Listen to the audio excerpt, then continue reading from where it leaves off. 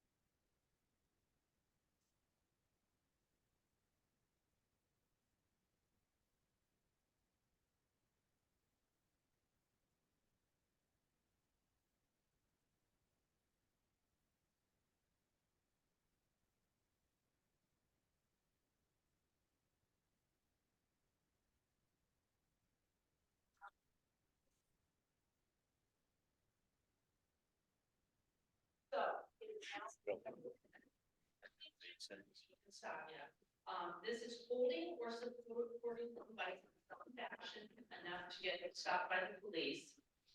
First time, you get much on.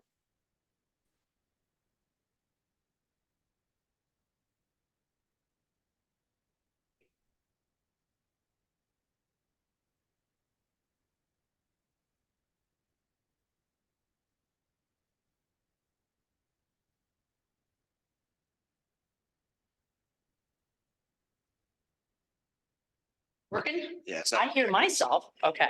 How do I do that? Just speaking to the tip there. Right here. Okay. There we go. All right. Let's see if I can put this on. All right. Can you hear me? Okay. All right. Now I can't move around as much. Well, I can move around with this. Okay.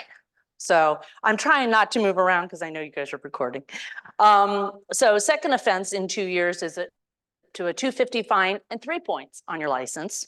Third offense in 2 years is up to $500 fine and 4 points and can possibly encourage a license suspension by the judge of up to 90 days. And if you are in a work zone using your phone, the fines are doubled, okay? There are some exceptions, and I was kind of surprised because when I imagined them writing this law, I imagined that it was, you don't touch that phone at all. Okay, so like I'm looking around today and some of you have your phones in your hand, that would be a violation. But if some of you decided to make a phone call while I'm talking today and put it up to your ear and say, hey, you know, honey, I forgot my whatever and I need to go pick it up, that would be okay, as long as you're not moving. One swipe to answer the call and you're allowed to put it up to your ear, but you cannot send text. You cannot video call or FaceTime. I can't tell you how many times I've been in a Zoom and somebody's been driving down the road. That's a big no-no. Watching any videos, streaming things, playing games, browsing the internet, trying to dial a phone number.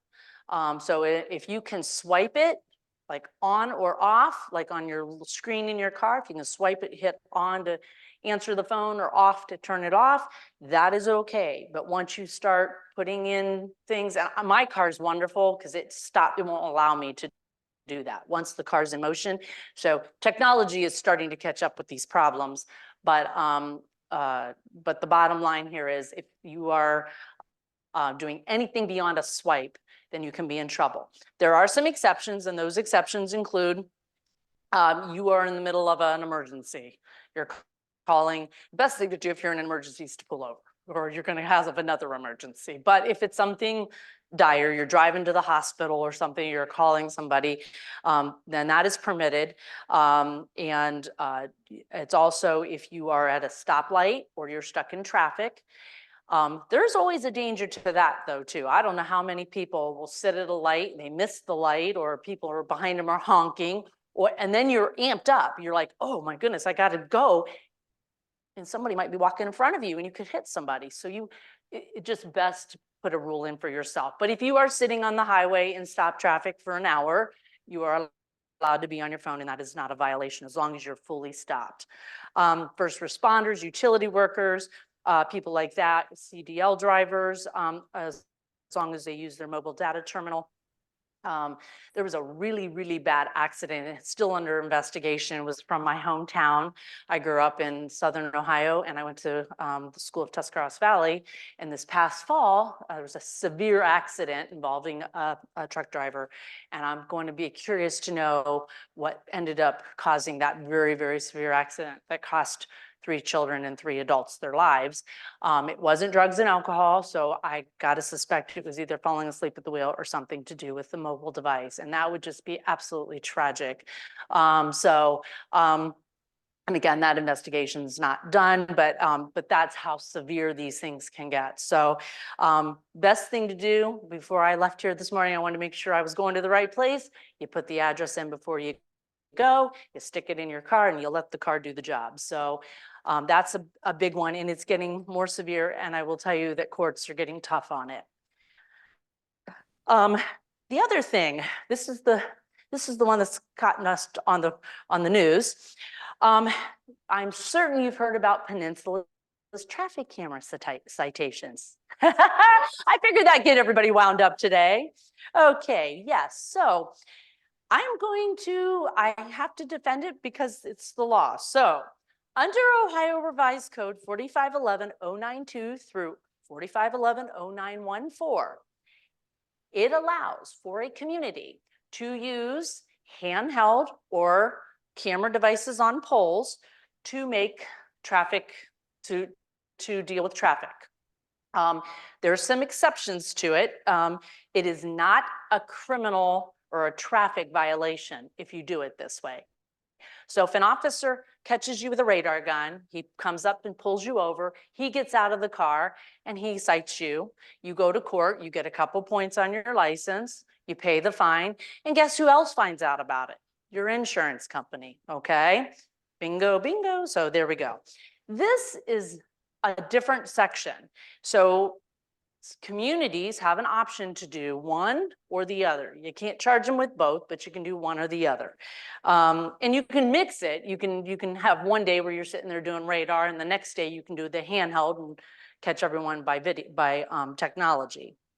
But you can't catch them and then go down the street and get them again. So yeah, that's not how it works.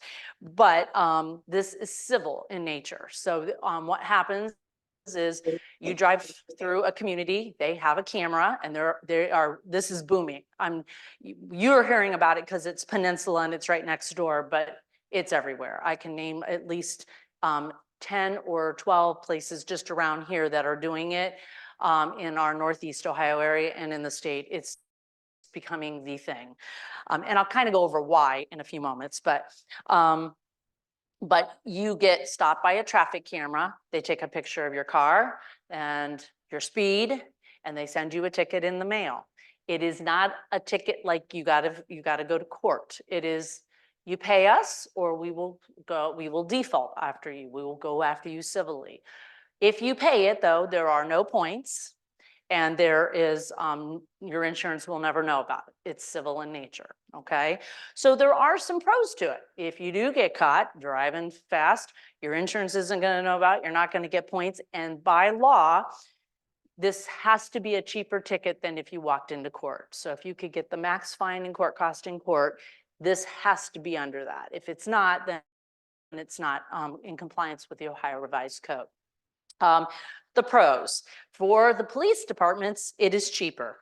They have no direct interaction between officers and people. So there's a safety compliance to this. The other thing is, if an officer can sit along a road and hold a button and 50 cars go by in a matter of an hour, that's 50 tickets. There is no way that they were going to catch 50 people stopping them. They may be able to get one every 15 minutes or whatever. So there is that. And with the issues with police right now, there are not enough of them.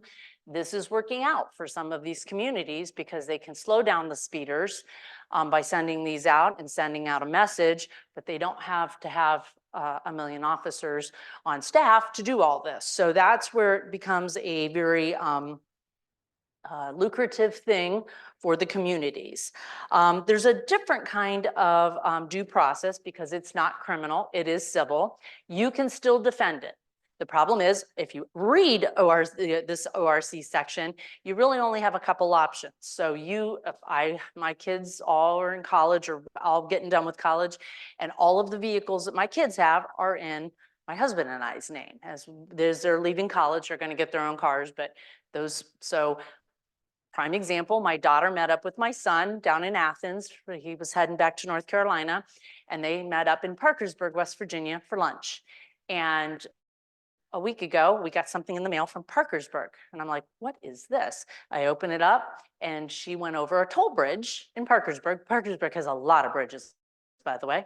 But she went over a toll bridge, and they charged her $4 because she didn't have her Easy Pass, and they don't have anybody manning the thing. So she got a $4 ticket. that's what you would be getting. You'd be getting something in the mail with a picture of your car. That's what I was looking at the car and I'm like, who is this? And then I saw the Bobcat thing and I'm like, this was Maddie. So she was going down. So, and her dad left it sitting on her desk like, yeah, you're going to owe me $4. So that's what these look like. They're happening with tolls, they're happening with speeding. So this is the new thing. But you can say, I wasn't, like in that case, I can say, well, I wasn't the one driving. You must go after, we'll get the $4 out of my daughter. So I'm not worried about it. But if you let somebody borrow your car, that in the ticket comes to you, you can do something, an affidavit saying it wasn't me. And then they would go after the other person. They will send that, but you have to provide all that information, okay? If you're a rental company, an employer who has contracted, vehicles, or you lease, those will go to them and they must provide who that driver, who the owner of that vehicle, or who's under the lease, who's under the rental agreement, or what employee was doing that, and then they can get out of that. A lot of times the companies will just go ahead and pay for their people, and I'm sure it comes out of their bills, out of their paychecks, but that's but that's it. And if that other person comes in and says it wasn't me, then it lands by law on the owner of the vehicle. So that's a little different than the due process under criminal.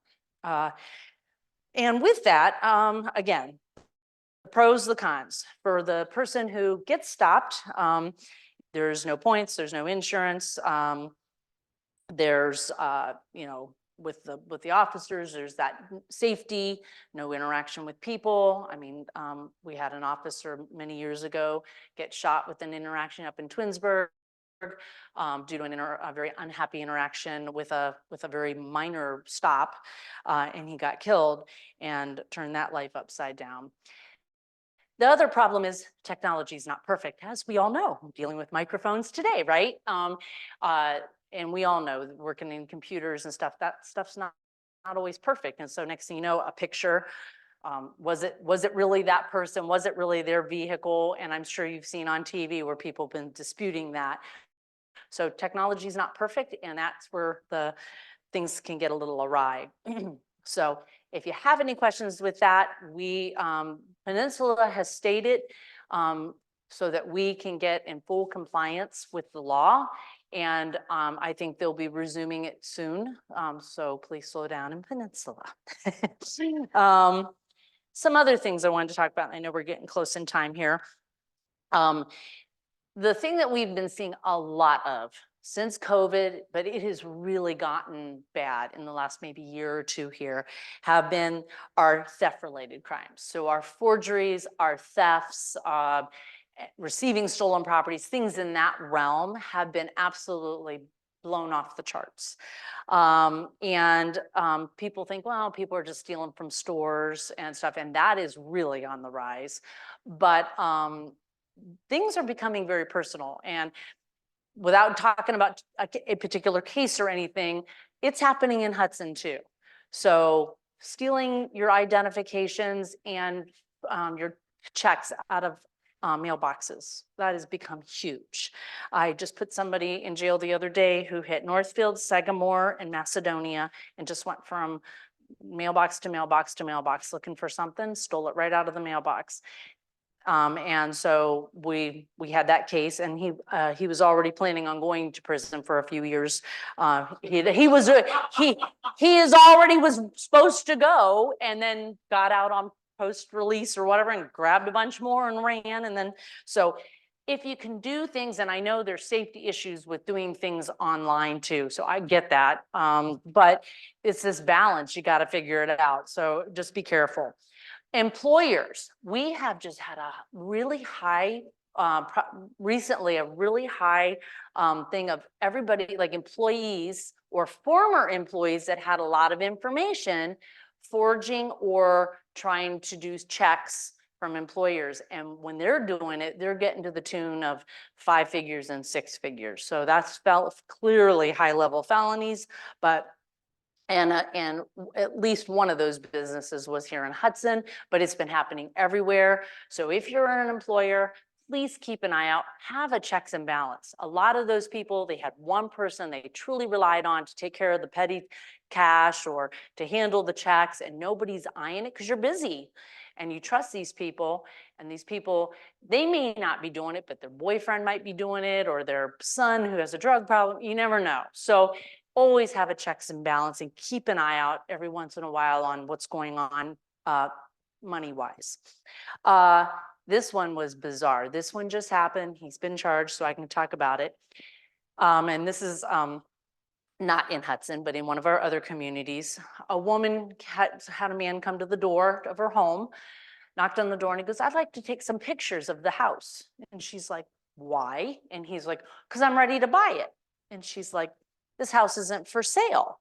And he goes, "Oh, no, I'm ready to purchase it. We're already looking into buying it." And she goes, "I'm sorry, I don't know what you're talking about. No, you're not coming in my home." So she went to the title company, and somebody had forged a deed. Her husband, and how they caught it was her husband had died 6 months before, and the forgery happened after he died. So they knew it was a forgery based on that, and they were able to figure it out from there. But he signed for both her and him to try to steal her home.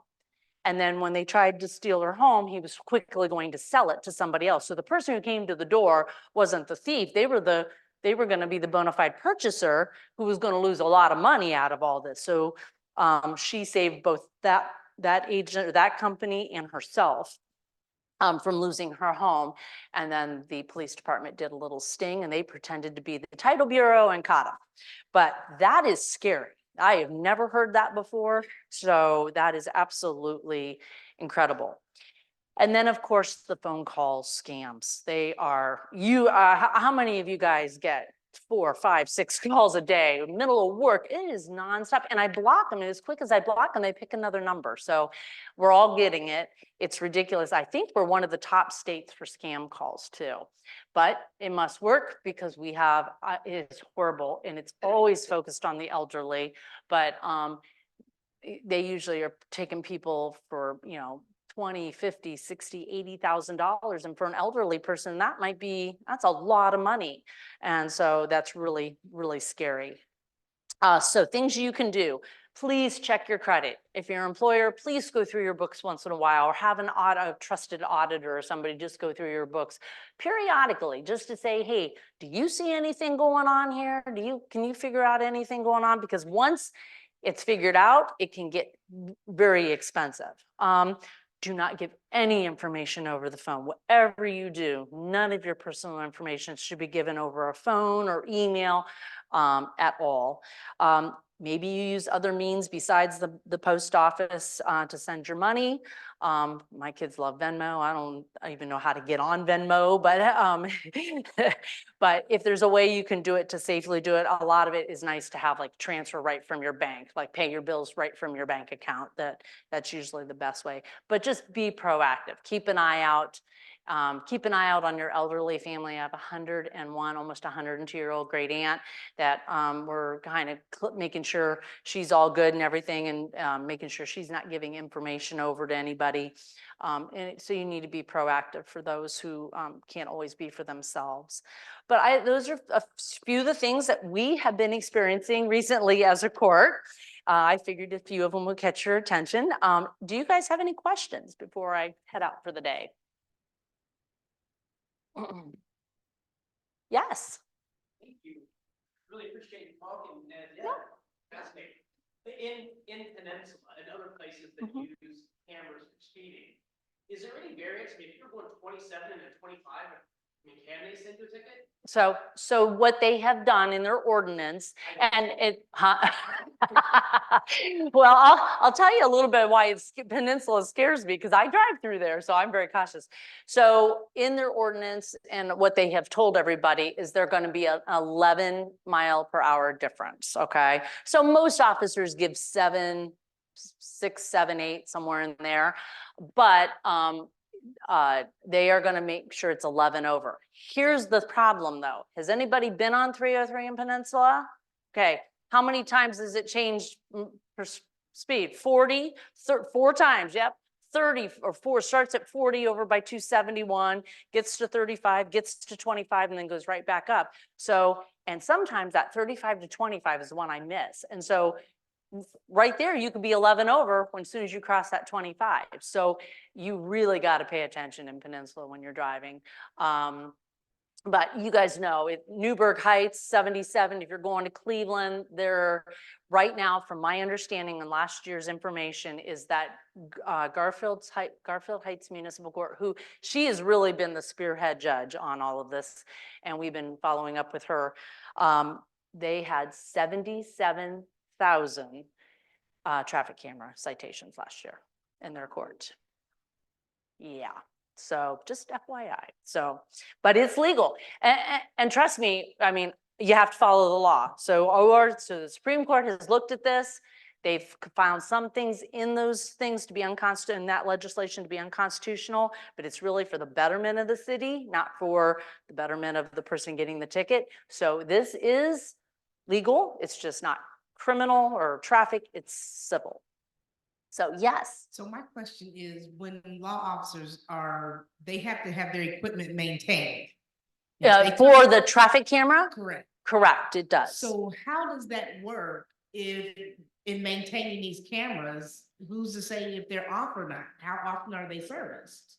So under ORC, there's a mandate as to when they are serviced. So if somebody questioned, this is not me, or I wasn't there, or whatever, then they can make them bring in their service records. Yep, just like you would when you're trying a case for like a traffic case, you have to, the radar gun has to be working and proper. And so part of any speeding ticket is when a prosecutor starts talking, the first thing they say is, so when you got in the car today, did you do your tones on your radar equipment? And you knew all the radar gun, and is it all working? And was it operational at the time? And then was it operational at the end of your shift? And that's how they test the radar. So it's the same type of thing. You would have to raise it. With Maddie, I was pretty certain that she was on a bridge in Parkersburg, so I didn't question it. But and the Bobcat thing gave it away too. But you know, the speeding is the only thing that I question, because that can be off when we have these high winds and these storms that batter things. right. No, they are to maintain, under ORC, they are to maintain the equipment, and they are to make that public to whoever wants it. So. Huh? Non-ambiguous. Yeah, non-ambiguous, yeah, yeah. So, Just remember Joe and Gail, they're pretty active, okay, so don't test it. I support that, Rich. That's been gone for 5 years. Thank you for coming today. Appreciate what you had to cover. My name is Rich Warfield. Think like a CPA, because that's what I am. yep, So this is going to be a financial analysis type question, and maybe you don't know the answer. yeah, that would be probably be my husband. All right. Is he behind the door? So, my wife's gone to Pennsylvania for various reasons to take her father there, or whatever, and they send you this thing in the mail saying, here's what you owe for going on the PA Turnpike. Yeah. Everybody's experienced it, right? Yep, that's good. good. Ohio yet. You still. It's coming though. It's coming. Yep, And I get it. It's probably a labor saving thing. it I'll is. stick a person in the booth and all that. Mhm. But being a bean counter, CPA, I always think, what's your unpaid bills for like a $4, like your daughter got in this Right. Bobcat, or a $10 toll that gets mailed to like 3 weeks later? And first of all, you gotta remember if you're even there, Right, and versus having someone in the booth, that's costing you X. I know there's benefits, the whole 9 yards, but how bad is the accounts receivable, the collections on these little dinky things? oh, I'm gathering they're not good at all, because, and I pay it because I don't want, one, I don't want it to hit my credit rating, and two, what kind of a judge would you be if you didn't, support the law?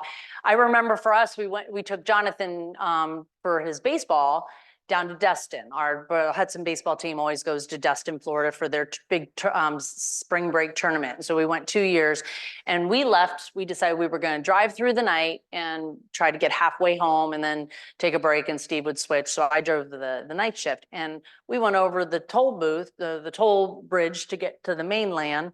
And there was nobody there. And I'm like, what do we do? And he goes, well, drive.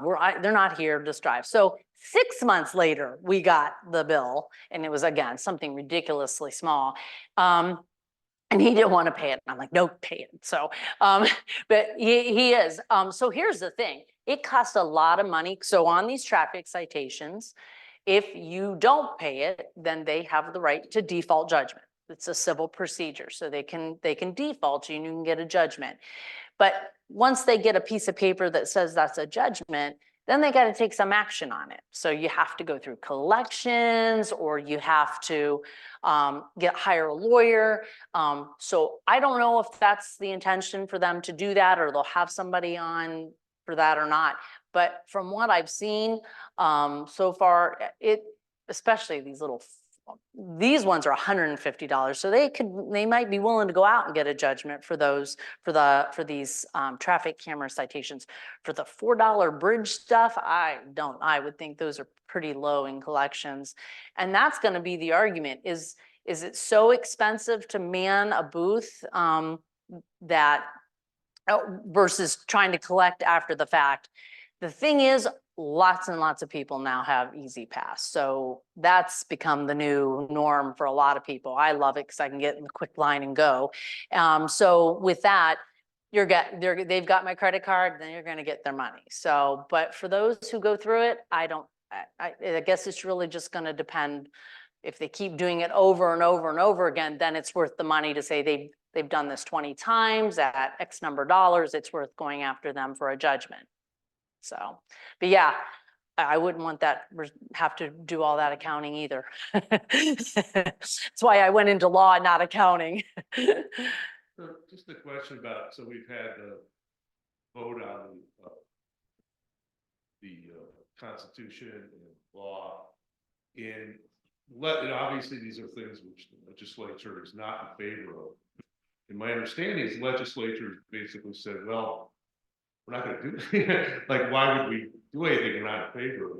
So how does it? What are you talking about? Like the marijuana and stuff? Marijuana, The abortion and that was, yeah. So if they don't pass anything, I mean, can people still be convicted in court? How does it actually change? So with the legalization of marijuana, they have to. We've already voted.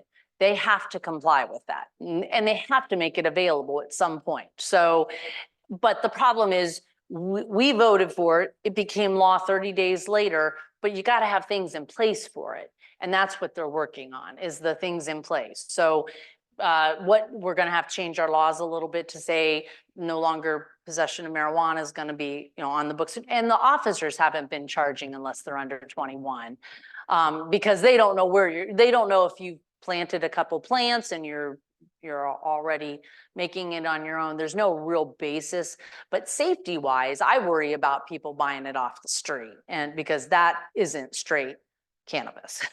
That is cannabis with carfentanil, fentanyl, and everything else mixed, and that scares me. So I hope if they're going to do this, they're going to have to do it, but they want to put it in process, and it takes multiple agencies. When medical marijuana came up, it took a year and a half just to get it all set up, because there were 4 different state agencies that all operated together: the pharmaceutical board, the medical board, legal, all of that. So all of them had to work together to build the medical marijuana thing when it passed.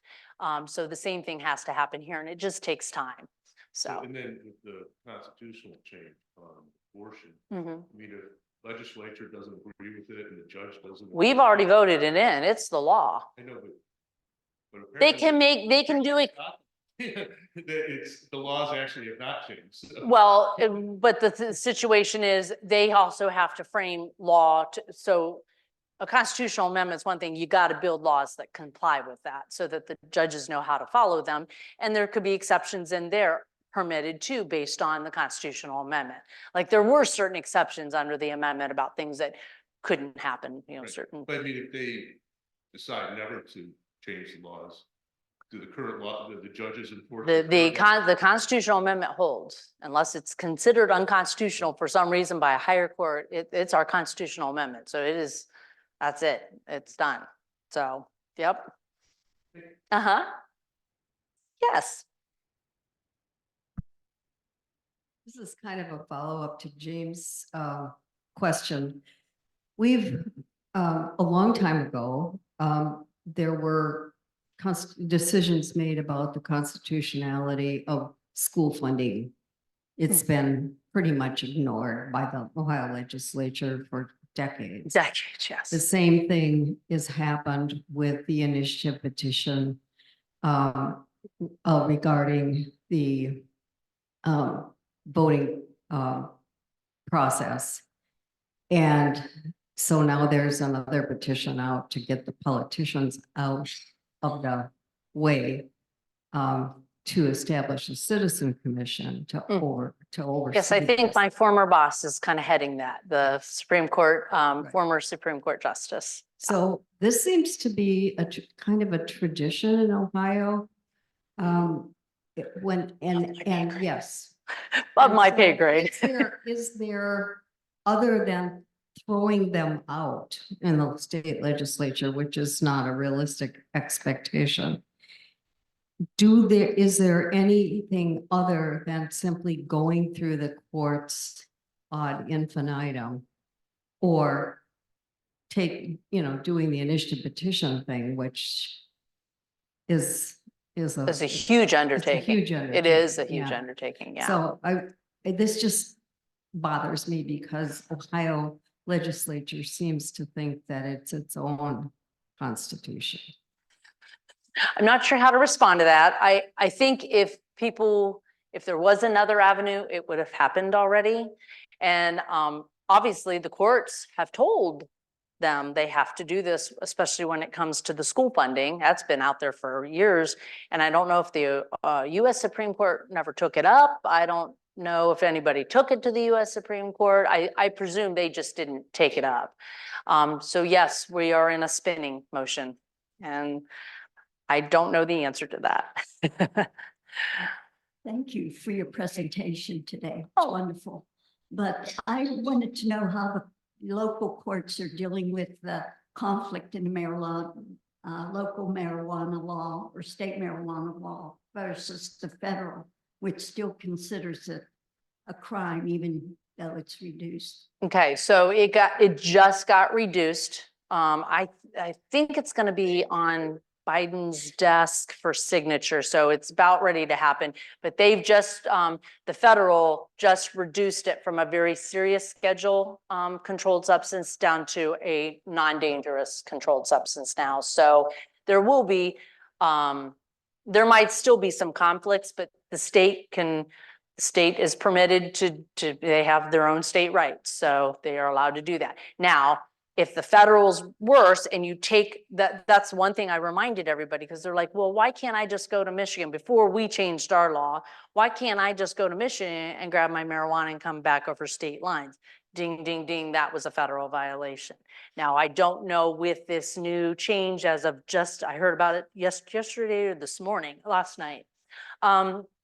Just changing, that might change that. So, but I can assure you the feds are so busy with so many other things that unless it's a massive load of marijuana, they've got an opioid epidemic going across the borders of, our other borders. So they've got some very serious issues and some very dangerous drugs that have been killing people. So, yep, I think, yes, all good?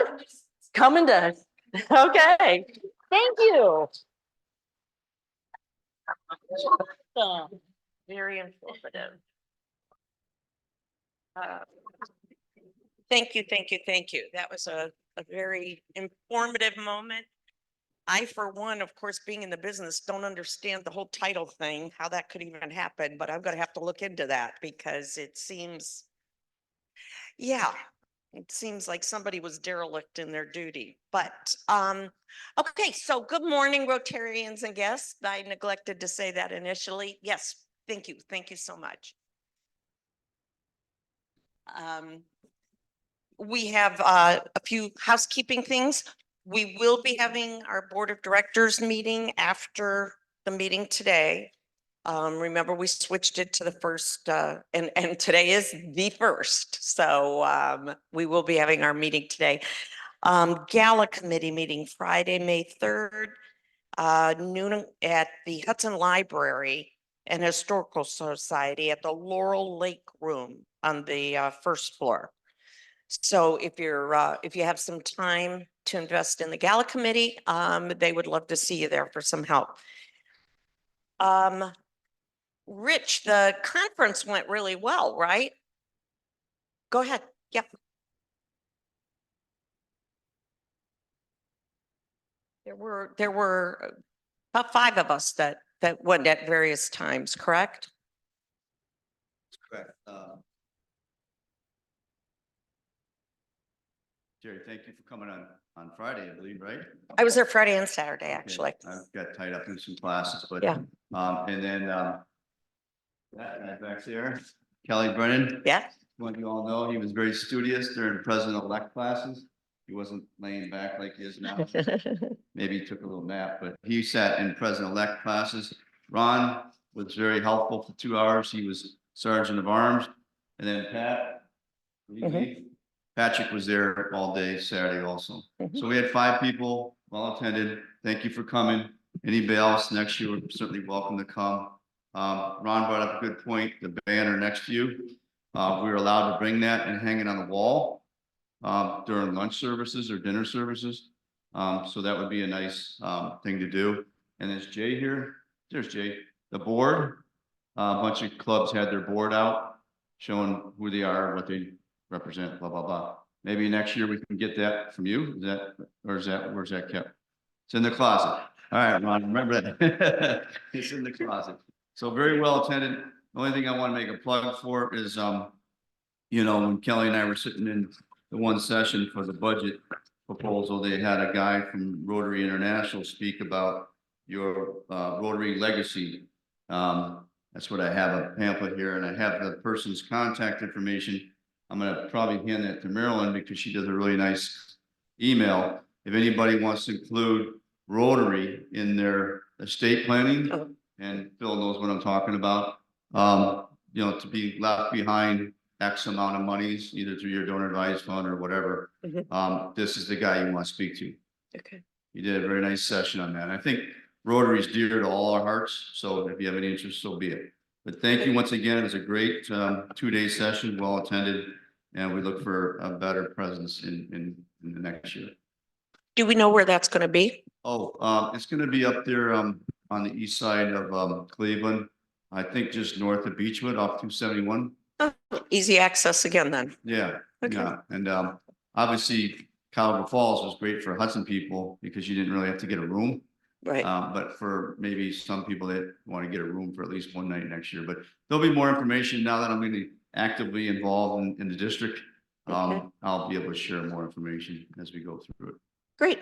Thanks very much. And thanks for your participation in the leadership role of the district.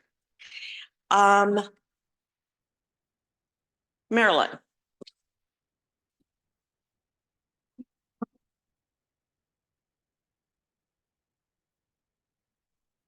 We are 2.5 weeks away from the gala, and I wanted to give you an update because things are starting to come together and it's getting really exciting. Yesterday afternoon, I shot an email out to you about the most important thing right now, which is collecting wines and bourbons. And I included what we had in stock. Now, please understand, this is not a personal choice, none of this stuff is going to make it into my own personal collection. Quite frankly, I would like to, but no, can't do that. So anyway, we are looking for bourbons from the members of the gala committee, and we're looking for wines from any other members of the club that are willing to do so. This is where we are right now. I've got 171 people who are signed up, and I know their menu selections, but believe it or not, in the past couple of years, we've had over 111, 112 people, individual tickets. So we're lagging just a bit, but experience has showed me that that really doesn't catch up until the weekend before the event. So as we're looking, I'm okay with where we are. And I know a number of people who have told me that they're coming and to who they want at different places.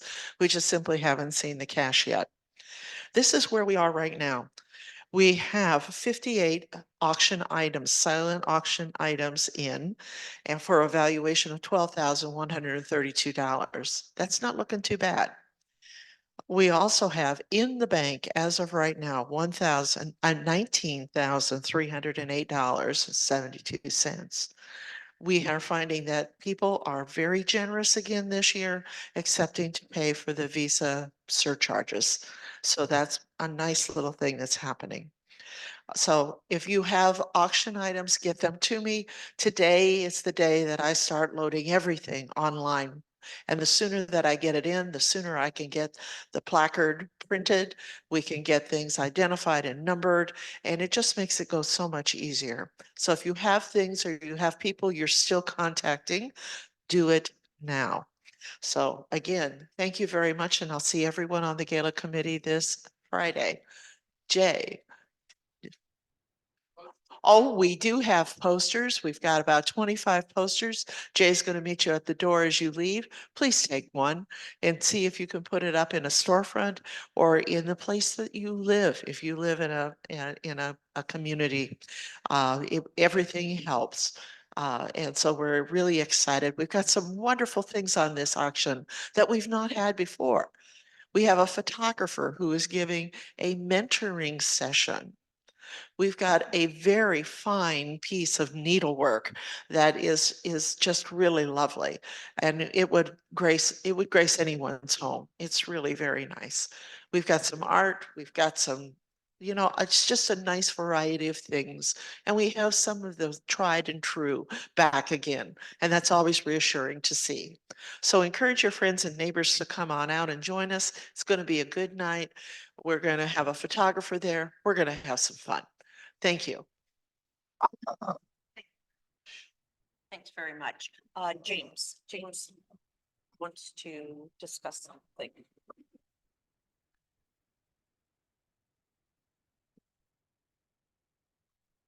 Thank you. This will be really quick. Among other things, I'm co-director of Hudson Soccer for All, which we've been doing for years and years.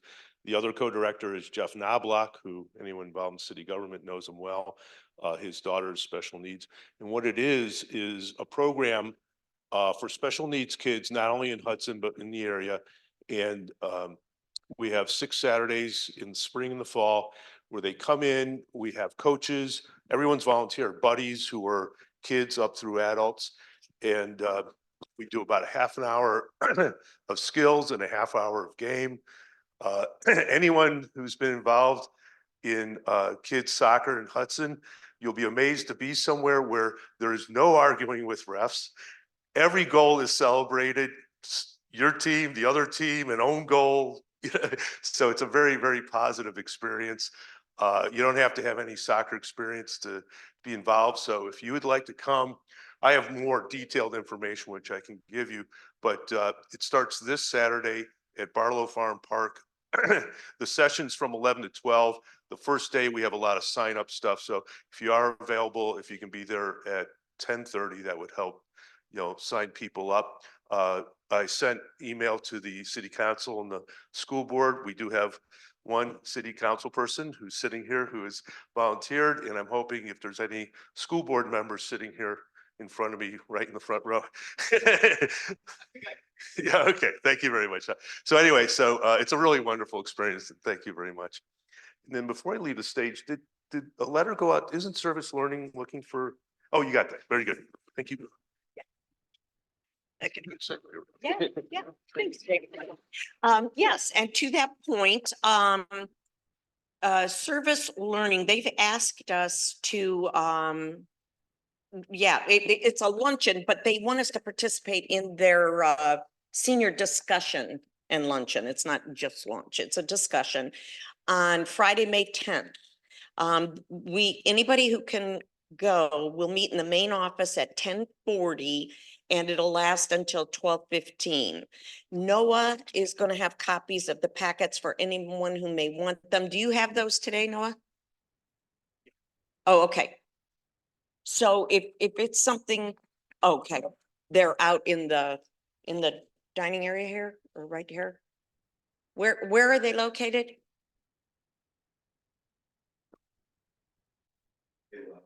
Okay, perfect. Oh, on our sign up table, okay. So if you can, it's more to have a conversation with the kids about their futures and maybe just give them a little bit of insight into what life is really all about. And that maybe you don't have to know where you're going right now, or and maybe you may know, and guess what? You're probably not going to end up there. So anyway, it's just a good time to spend some time talking to the young people and find out what they're doing and what they're thinking. I think we all need a little bit more of that. So if you can attend, please pick up a packet, and I'm sure that they would be very pleased to see as many of us there as possible. Okay, this month our recipient, our beneficiary is the Kent Food Pantry. So just any canned goods, stable products, anything, they're very eager to receive and would be very appreciative. So again, the Kent Food Pantry, one of our service learning kids spoke about having worked there. And so that's where I got the information from. She said how much they would appreciate any assistance. So anyway, that would link back to one of our service learning children or students. Okay, I think that's it for today. So. But. Oh, yeah, so we have our Rotabuck, $9 today, Jane. James, you wanna? Somebody wanna pull a number? I'll pull.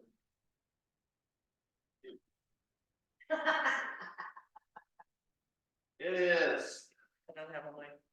286. Not me.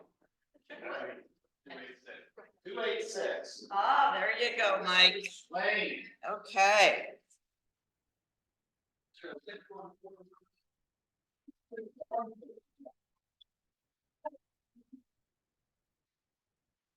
All right, we're getting low on marbles here, so you might have a good crack at it.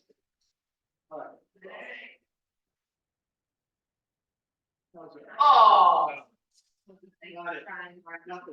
Right, get next. Okay, all right. If we have no other discussions to have, then get out there, make it a good day. I'll see the board members at the board meeting.